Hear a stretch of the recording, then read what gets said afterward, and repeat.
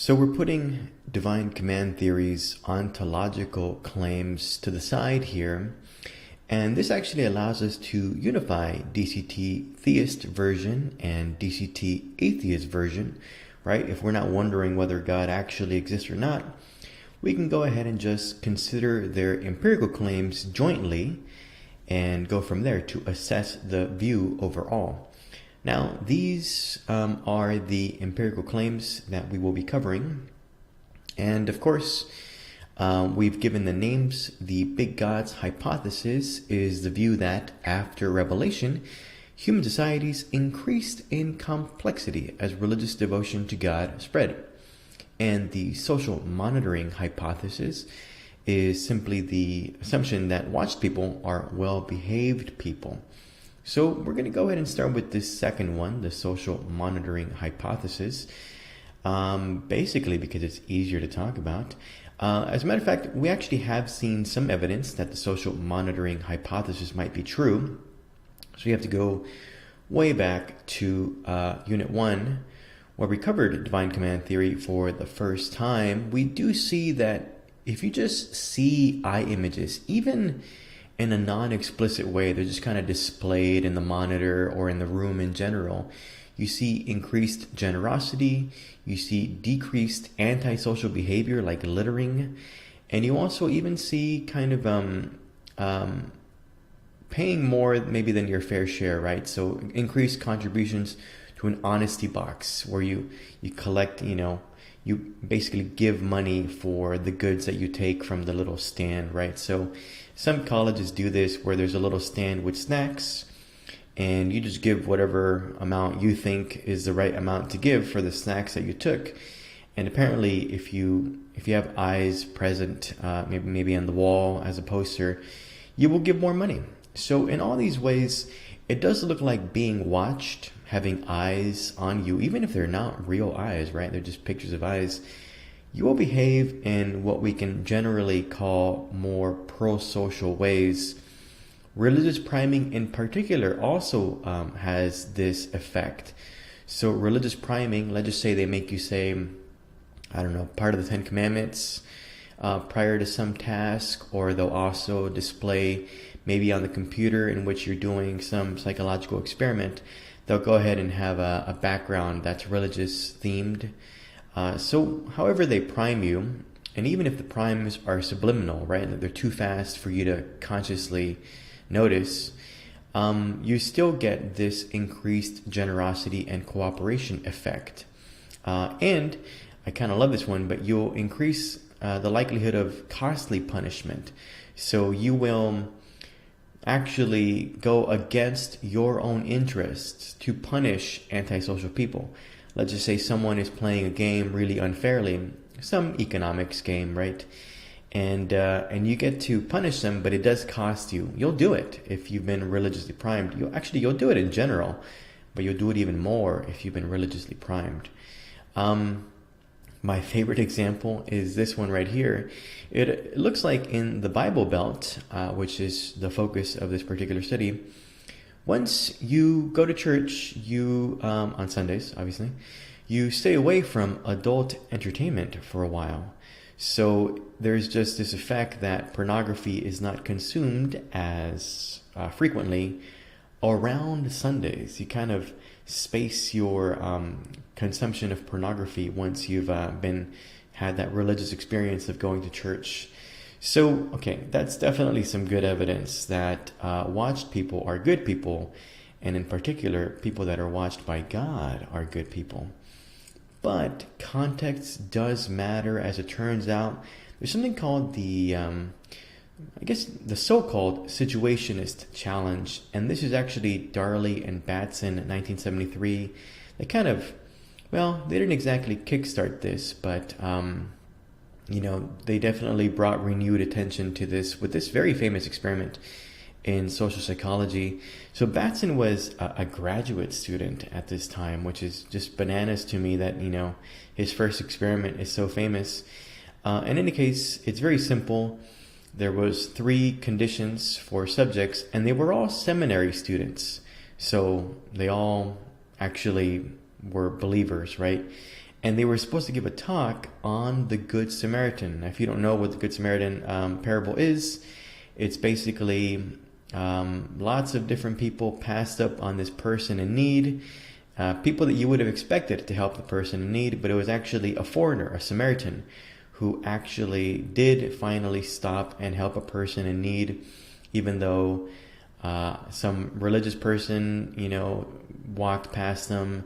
Some other people walked past them, right? But it was a foreigner that actually was the one that stopped to help. So that's the parable of the Good Samaritan, and everyone in this study was supposed to give a talk on that. So they were definitely primed. They were literally practicing what they were saying. And then they sent them to another building. And on the way to that building, they saw a person in need, kind of like this guy. Coughing was the way it was described. Anyway, so it looks like one group was told, hey, you got plenty of time. Go ahead. Go on over to the building, but, you got time to spare. Another group was told, okay, it's kind of like the medium condition, right? Like you have time, but you should go there now, right? You don't have that much time. And another group was told, you have to go now. Like you're going to be late. You have to go now. So those three conditions, you would imagine, wouldn't affect the behavior of the subjects. All seminary students, again, all getting the degrees in theology and stuff, right? So it turns out, though, that the people who stopped, were more likely to stop, were the ones that had time. They were all thinking about the parable of the Good Samaritan, but you were most likely to stop if you had time, right? So it looks like it's not just religious priming that matters. It looks like other things do come into play here. So I kind of summarize it with this slide. Religious priming does increase prosocial behaviors in general, but it does not do so always, notably in Darley and Batson's Good Samaritan experiments. But you should also check out Ross and Nisbet's, it's called The Person and the Situation. So it's kind of a textbook on social psychology, and it's part of this situationist challenge. They basically say that the situation has an effect on your behavior. The environment has an effect on your behavior, and you're actually usually not even aware of it. So that's a situationist challenge. The behavior is coming less from you, more from the situation. And again, you're not aware of it. So it kind of doesn't matter if you're primed for religious thoughts. If the situation makes it so that you're not likely to stop, then you're not likely to stop. So religious priming isn't everything. In these experiments, subjects were more likely to help if they had time, and not help if they felt rushed, despite actively thinking about a sermon on the parable of the Good Samaritan. That is kind of shocking, and that's probably why it's so difficult so famous.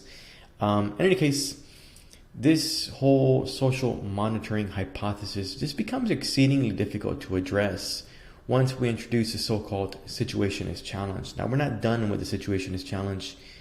We will cover this in some more detail coming up in future lessons. We can just kind of, round out this discussion of the social monitoring hypothesis by saying the following. To this data, we can add the finding that secular societies with powerful, effective states with strong rule of law, like Denmark, Sweden, France, also tend to reliably behave in pro-social ways. So this might support some contrarian theories.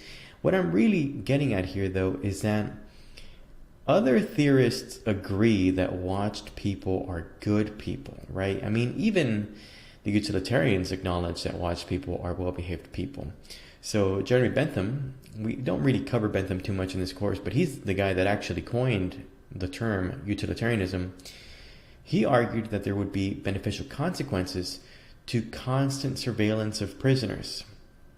And so he called this form of a prison panopticon.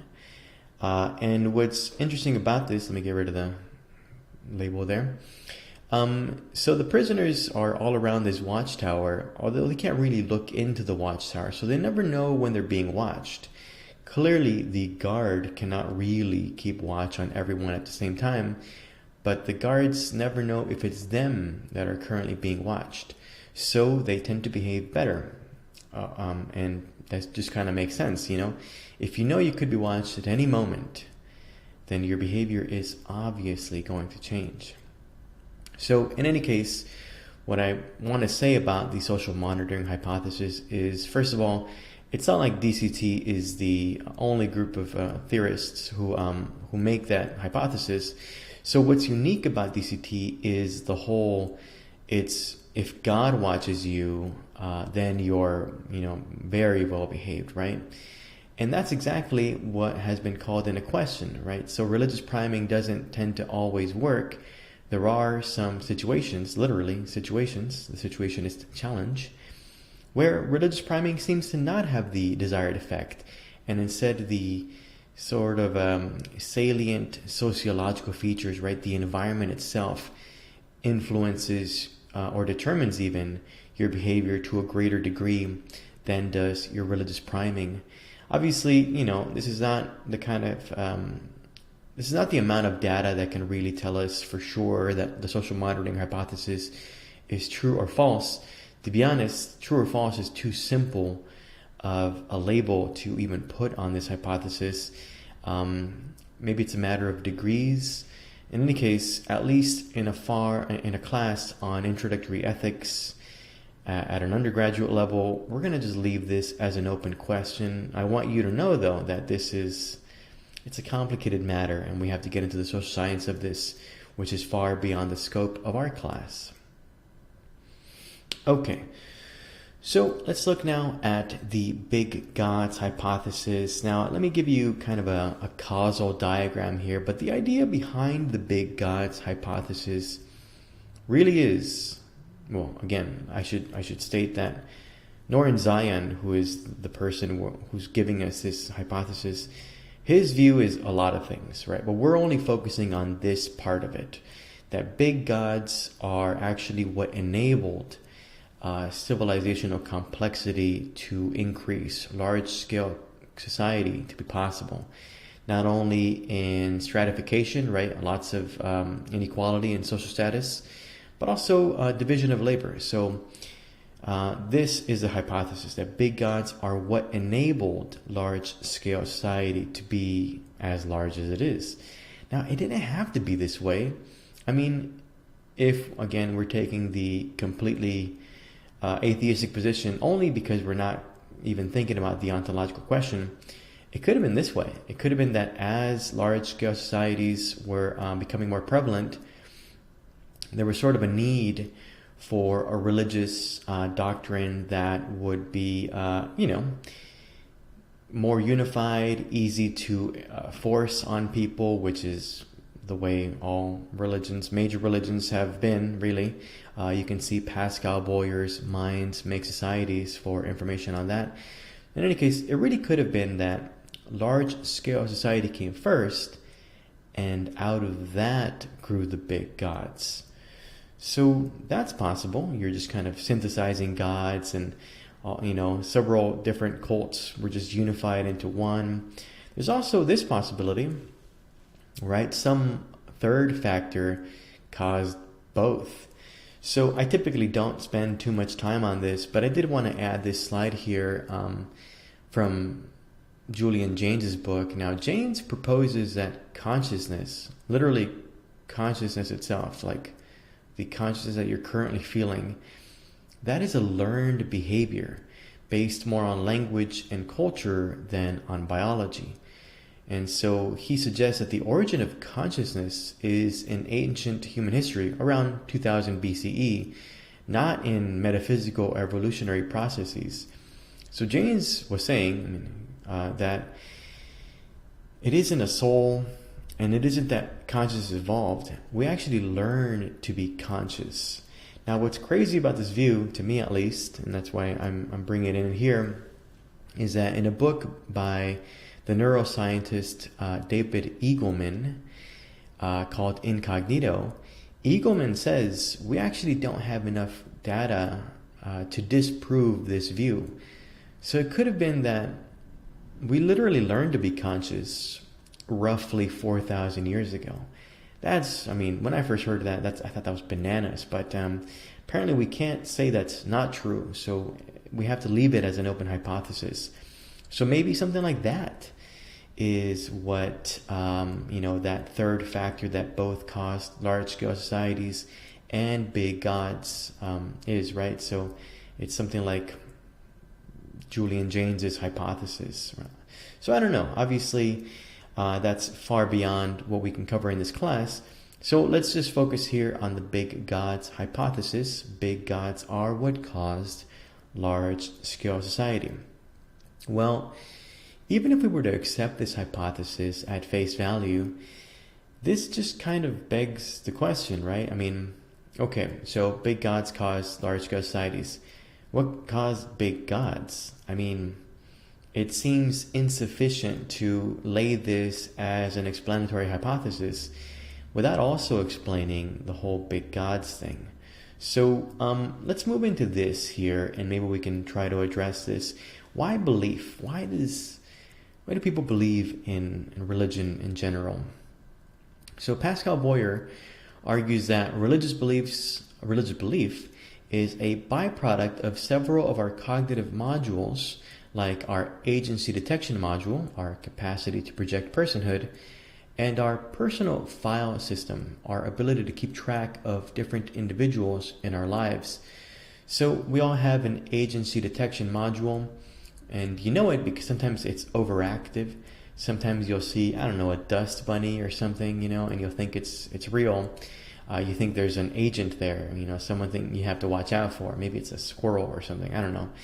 But we definitely have an agency detection module in the sense that we can recognize when an object is an agent.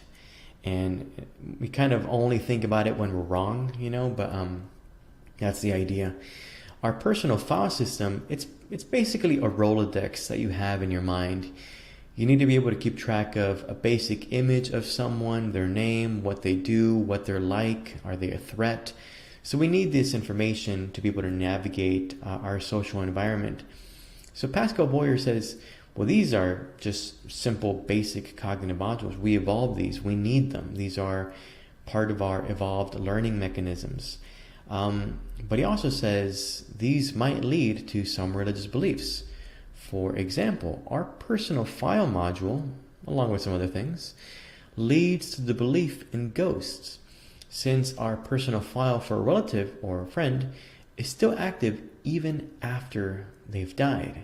Now think about this. You have, unfortunately, people do die, and you have a friend, you've been friends with them for many years, and then they pass. Well, there is no delete button in your personal file system. Their personal file is still there, and it still gives rise to many of the same feelings that you had while they were alive. You have an image, a name, a way that you feel about them. You know that they're not a threat, they were your friend. And so something about them still feels like they're around, even though, of course, they've died. And so this is maybe why some people believe in ghosts. It still feels like they're around. And so, well, if it feels like it, you maybe project onto the world, hey, I think they're still around somehow. That's a very interesting hypothesis by Pascal Boyer, and obviously you'll have to go check out his book to get the full details on that.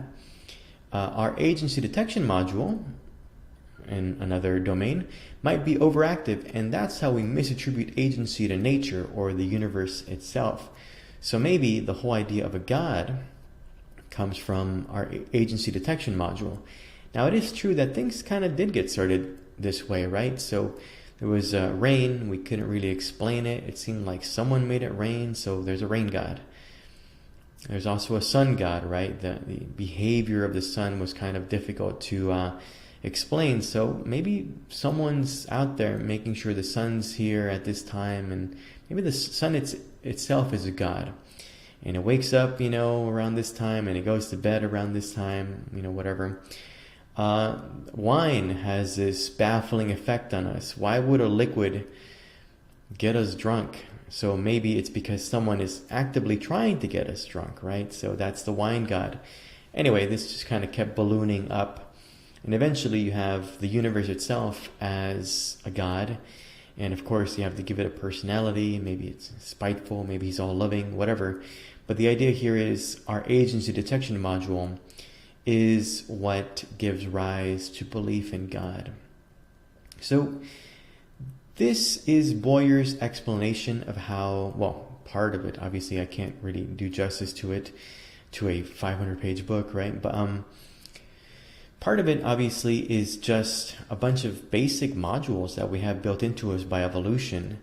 What I want to pivot to right now is how this actually might, these modules might play a role in some ethical debates, just so you can kind of see that there's a lot of explanatory power in these cognitive modules that Pascal Boyer is discussing. So here's a sidebar on abortion, and it's going to be a longer sidebar than usual, but hey, we got time. So here are some common arguments on the permissibility of abortion. Now, if you go back to Toward Callipolis, that lesson features at least one of these. So, but let me give you some other ones here, and then I'll tell you what why I'm talking about them. So, Don Marquis has what is called the deprivation argument, and he basically says this: if an action deprives a victim of a valuable future, then that action is wrong. Abortion deprives a fetus of a valuable future. Therefore, abortion is wrong. In other words, abortion is almost always wrong. So he does give some exceptions. We don't need to go into these right now. What I want to make sure is clear, though, I'll tell you, the exception is that in the case where both mother and child are going to die, then clearly the only way to preserve a valuable future is to abort. So in those cases, abortion is permissible. That's what Marquis says. Anyway, what I want you to notice in this argument is that Marquis is kind of going out of his way to activate your agency detection module and your personal file system. Valuable future. Valuable future. What has a valuable future other than someone in your personal file system who isn't a threat, who you feel positive about, who you like, right? A friend of yours. So in his very argument, he's almost forcing you to start a personal file for a fetus whose name you don't even know. But that's kind of the intuition. He's priming your moral intuitions with these phrases, right? So you could see arguments for and against abortion as kind of trying to either activate your agency detection module and your personal file system, or, as in the next one, suppress it. So Warren is someone we've spoken about before. And she basically says there's a negative part and a positive part to her argument. Her negative part, when she's arguing against others, is this: opponents of legalizing abortion usually presume that a fetus has rights without proving it, or they argue for fetus rights through equivocation. So we've talked about this. You might remember this fallacy from Unit 2. Now, it is an important fallacy. It's good to know. But what I want to get to here is Warren's positive account. She says pro-lifers need to give an account of what gives humans moral personhood, and it better include fetuses. If they can't, their argument fails. So then she gives her criteria for what gives you moral personhood: sentience, emotionality, reason, the capacity to communicate, self-awareness, moral agency. So her argument is pretty straightforward, I guess.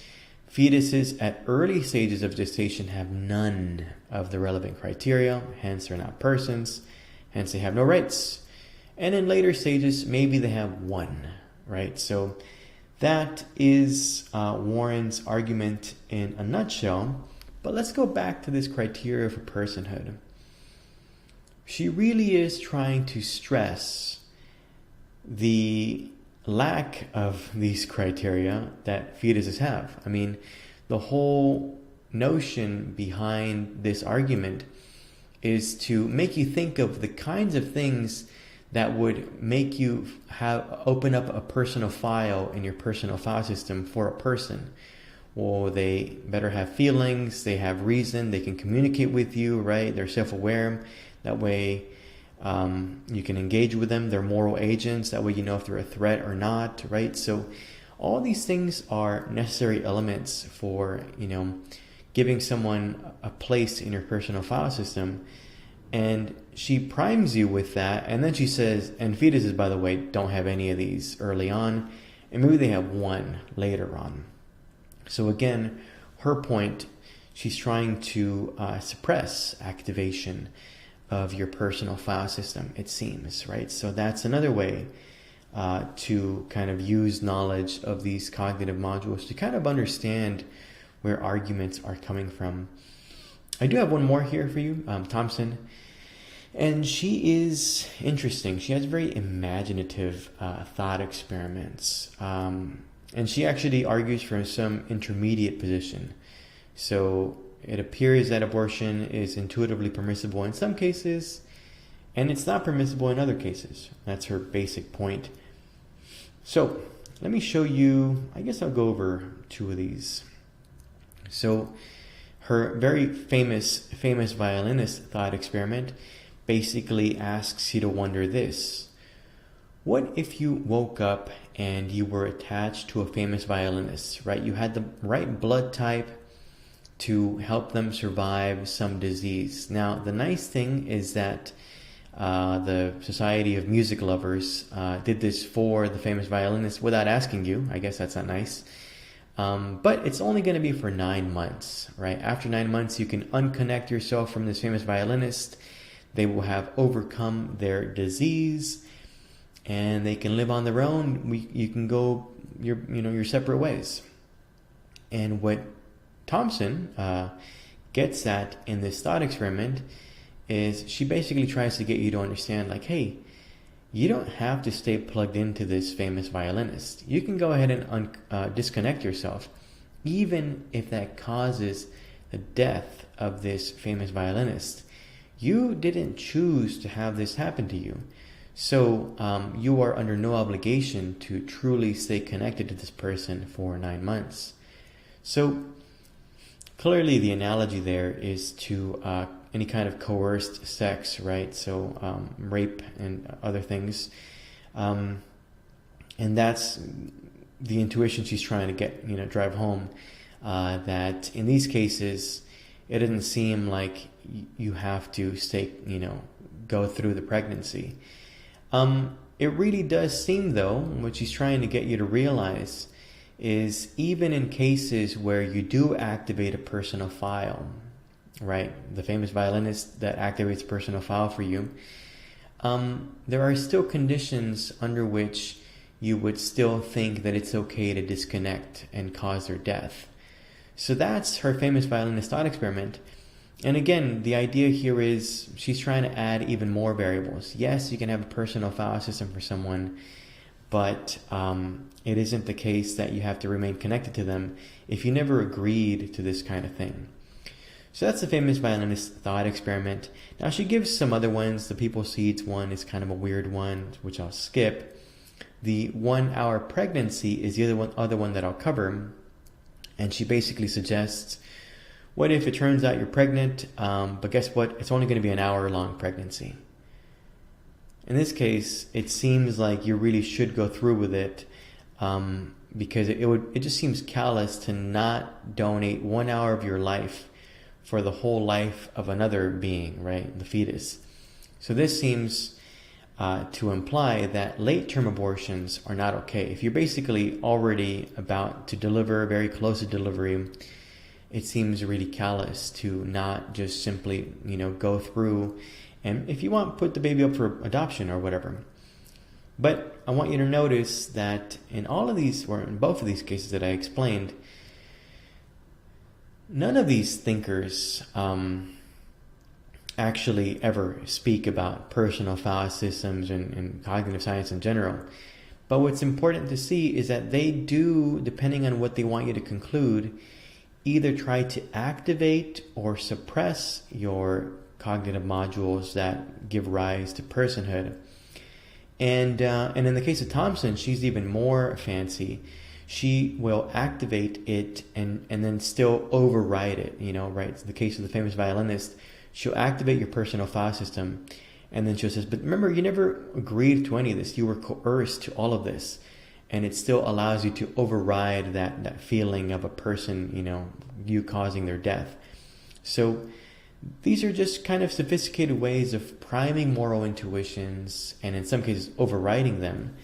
And that's how, in this long sidebar, how kind of knowing about cognitive modules allows you to understand moral argumentation. Now, I'm not making any points about whether abortion is permissible or not. I'm talking about the strategy behind moral argumentation with regards to abortion.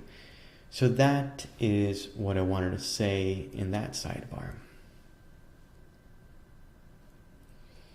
In any case, okay, when do we start detecting moral persons? So if these cognitive modules are what allow you to detect when persons are around, and that's when you attribute moral personhood to them, we should know when this kind of begins, right? So here's a quick food for thought. And here are the theories that are left. There's only actually 3 that even try to give an account of personhood that is somewhat, robust. So here they are, and it's pretty simple: rational beings, sentience, and souls. Of course, we are covering divine command theory, so let's focus on the soul part here, and that will be your food for thought. Now, it turns out, my friends, that it's not entirely clear how to reconcile this whole notion of a soul and modern medicine. And Pinker devotes not the entire chapter, but a big chunk of chapter 19 to this.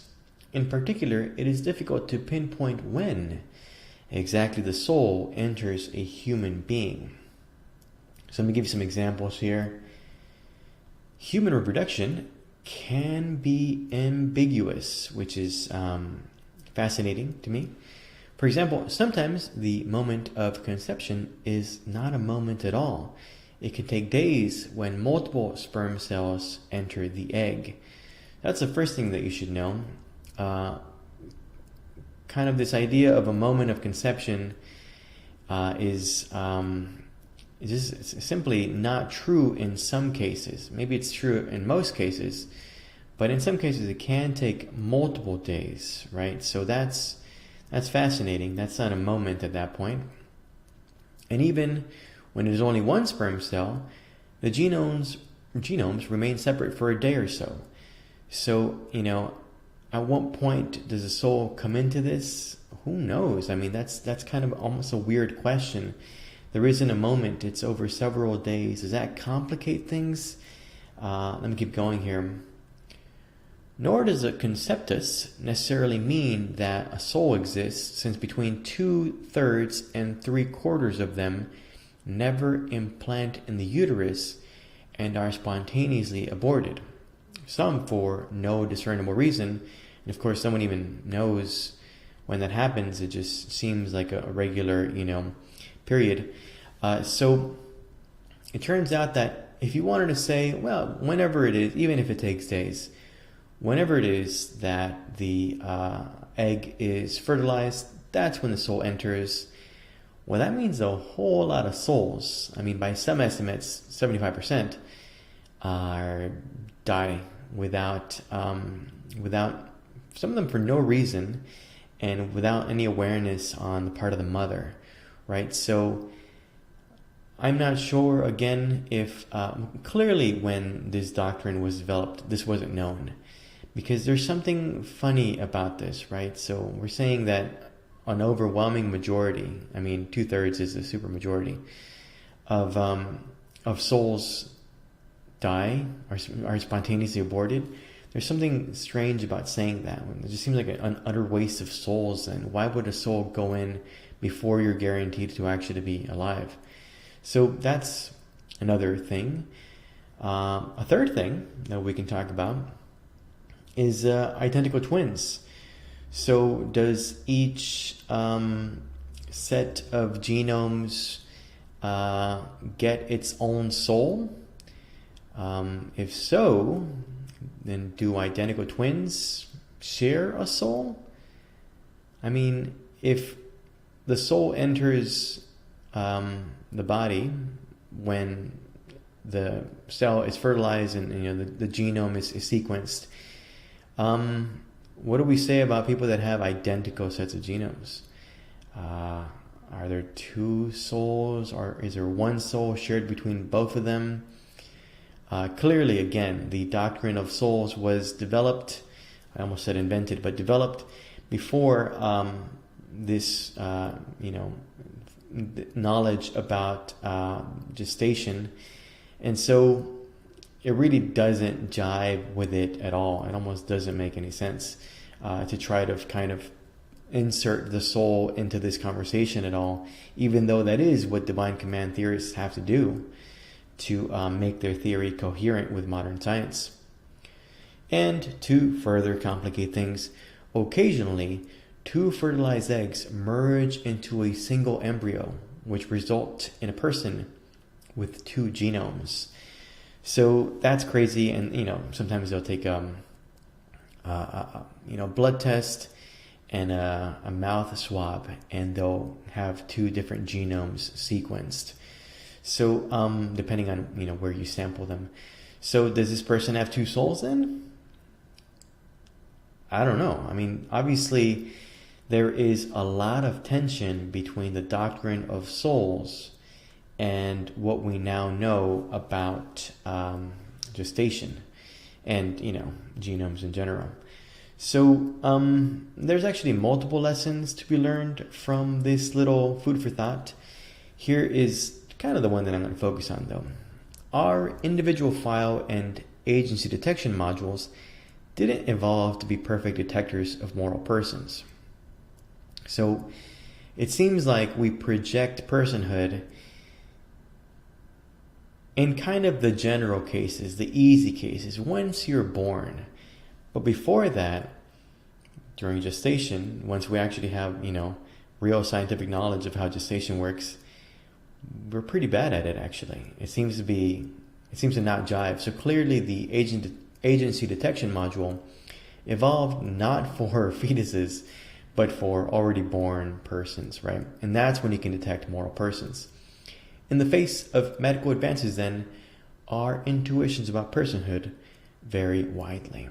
So that's your food for thought. Now, remember, what we're really doing here is we're trying to figure out why big gods arose, right? So if the hypothesis is big gods, then large-scale societies, then we're wondering, well, why big gods? Now, Boyer gives part of the answer, maybe, right, with his theory about cognitive modules. But that makes you wonder now, like, okay, well, then if it isn't really true, it's just a product of our cognitive modules, well, you're wondering, why would some religions proliferate despite not being true? At least not obviously so. Well, part of the answer, by the way, I've already mentioned this, and Pascal Boyer mentions this as well, is that many of these religions were actually enforced. They were state mandated. So this whole freedom of religion thing, that's a new thing, right? Arguably it began with the Mongol conquests. I actually don't think that's true, but I'm not going to get into that here. But in ancient times, certainly there was more coercion than many of us would feel comfortable with. So that's part of it. But that's not what I'm going to focus on here. In the story time, yay, we're going to look at another theory, and this comes from Kyle Harper. So some theorists, like Harper, believe that the success of some religions is more accidental, right? Even more accidental than a byproduct of our cognitive modules paired with the state forcing a particular religion. So his view is something like this. He discusses the role that epidemic disease played in the rise of Christianity and Islam. Now, I will not cover Islam, but I will cover Christianity. So, first of all, Harper reminds us, that although this is forgotten today, these are eschatological religions. That just means apocalyptic, right? So Jesus was an apocalyptic preacher.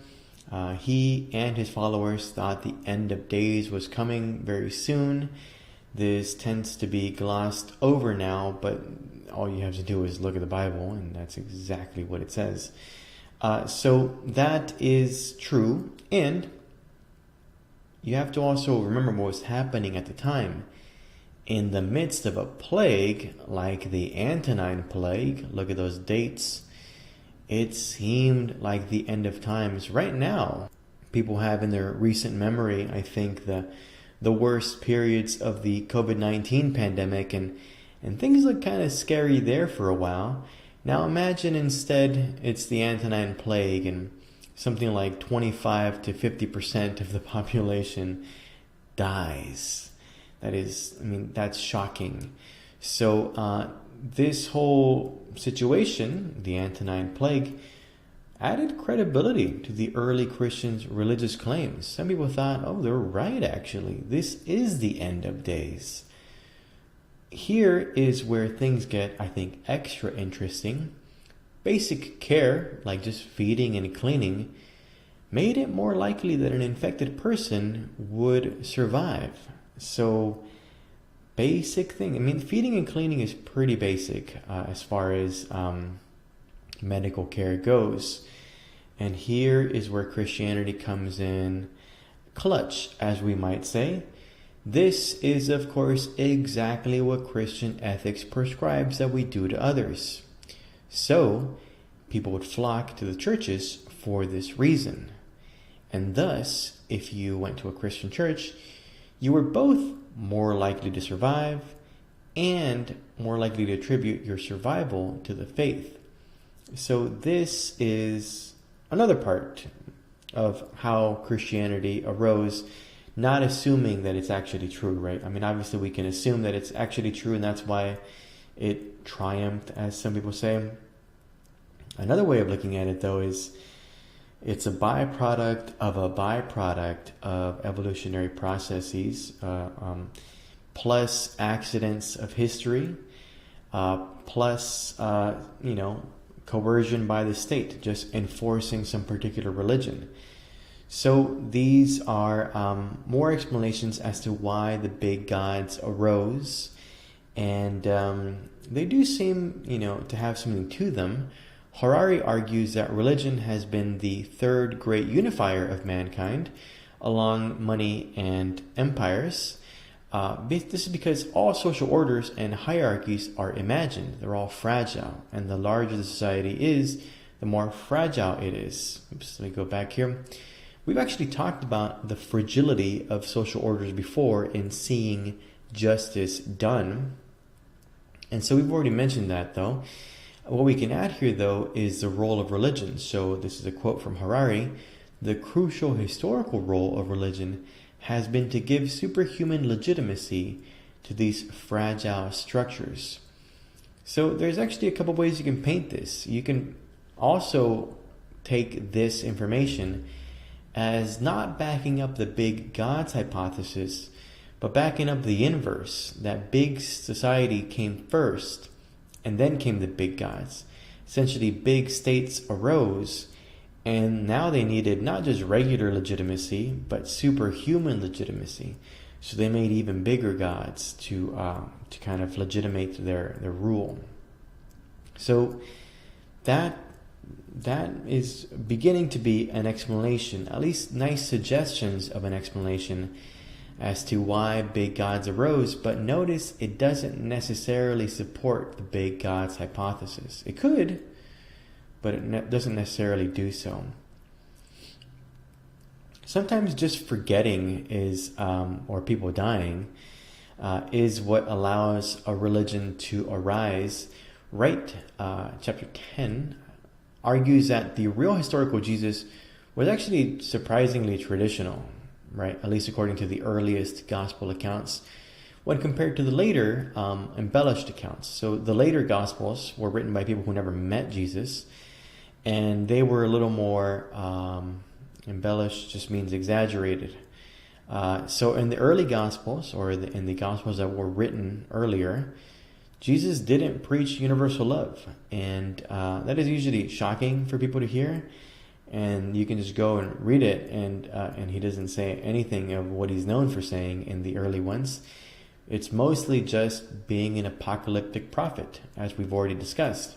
But as time passed, and the people who might actually remember Jesus and his time died, the accounts of his life became more moral and divine. So when someone is dead, and the people that knew him are dead, it's easier to embellish the story.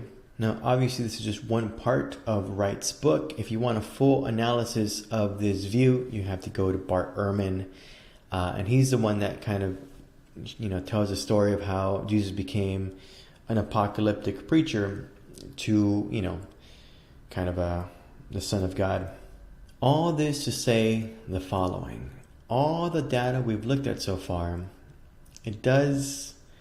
some of it seems to support the big God hypothesis, some of it doesn't, or not necessarily. It could also support other views. And so we need to wonder what the heck is going on here. Well, let's go back to the man himself who actually popularized the big God's hypothesis. That's Noren Zion right there. It should be made clear that Noren Zion's theory goes beyond just this hypothesis. It's one of the claims he makes, right? You should read his book if you want to know his entire theory. But whatever. The big gods hypothesis states, in short, that big gods enabled an increase in civilizational complexity. But here's what we can say about his actual work. Noren Zion argued for this hypothesis primarily through a literature review in anthropology, social psychology, and sociology. Importantly, he did not engage in rigorous statistical analysis. It's not his fault, to be honest. It was 2013. The data sets that were available were not as robust as you would need. But then, several years later, in the spring of 2019, a team of researchers, including Peter Turchin, who we've discussed many times in this course, all experts in mathematical modeling and cliodynamics, which is a mathematical version of history, performed the necessary analysis on the largest historical data set yet assembled.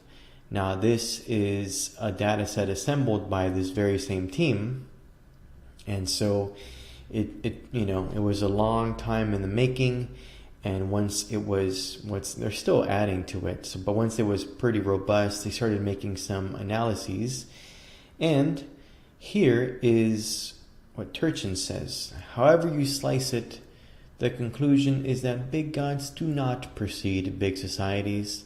At best, in about half the cases, they appear simultaneously, but in the rest of the cases, they can trail the transition to big society by hundreds and sometimes even thousands of years. So if you focus in the Mediterranean and Levant region, which is where Noren Zion focuses, then it looks like big gods and big societies came around the same time period. But if you have a global perspective, it seems to be less the case that that's what happens. So what Turchin is saying is, I'll read you this and then I'll summarize it myself. This is not to say that the big gods hypothesis is entirely wrong. Just one aspect of it, which predicts first big gods, then big societies. By the way, that's the only aspect of the view we're covering, right? So what Turchin is saying is Noren Zion isn't all wrong, just the part that you're covering in Garcia's class. He thinks that part of the theory is wrong. It's not big gods that enabled big societies. In half of the cases, when you have a really large data set, you realize, they came around the same time. So this lends credibility to maybe a view like there's a third factor that give rise to both of them. So obviously we cannot get into that. What we can get into is that anyone that had clicked on this link mentioned when we introduced DCT would have known this is literally the slide that I use in that first lecture on divine command theory. And right there is the link to the 2019 study. So you could have already known this. I don't think people usually click on it though. But at least as of this recording, Norrin Zion has not responded. This is being recorded in 2021. And Norrin Zion published something in 2019 when this paper was published, but he hasn't responded to this specifically. So in social science, we usually want to give some time to things before we say yes or no, true or false. So here's what I'm going to do in this class. Again, only because we're in an introductory class and we don't want to overstate, So here's what I'll say. However suggestive the data from Turchin and colleagues is, we can still question the methodology. For example, the coding of cultures in the data set. So there is something, it's not like it's settled, right? That's not the way social science works. So we should leave a little room for at least a response from Norrin Zion. And who knows, by the time that you hear this, there might already be a response from Norrin Zion. In any case, what I want to do in this class is go ahead and say, well, maybe it's not looking good, but let's also leave this question of the big gods hypothesis as an open question. Now, let's look at the full card here. And this baseball card is not looking fabulous, right? A whole lot of open questions. And as a matter of fact, at least two of those are looking pretty bad. I mean, I to be honest, I probably wouldn't bet on the big gods hypothesis and ending up being true. I'm leaving it open. I'm being open-minded about it, but if I had to put my money, I'm not sure I'd put my money on that. And the theist, the ontological claim, that's kind of a tough one. I don't think I'd put my money on that either. So this baseball card is looking pretty bad in general. A lot of open questions, and some of them more false than true, probably. So anyway, what can we do, friends? What can we do other than to bid adieu to our good old friend divine command theory? It's not that it's known with certainty that its empirical claims are false, but here's what I'm suggesting. Maybe we can do better with one of these 5 that's left.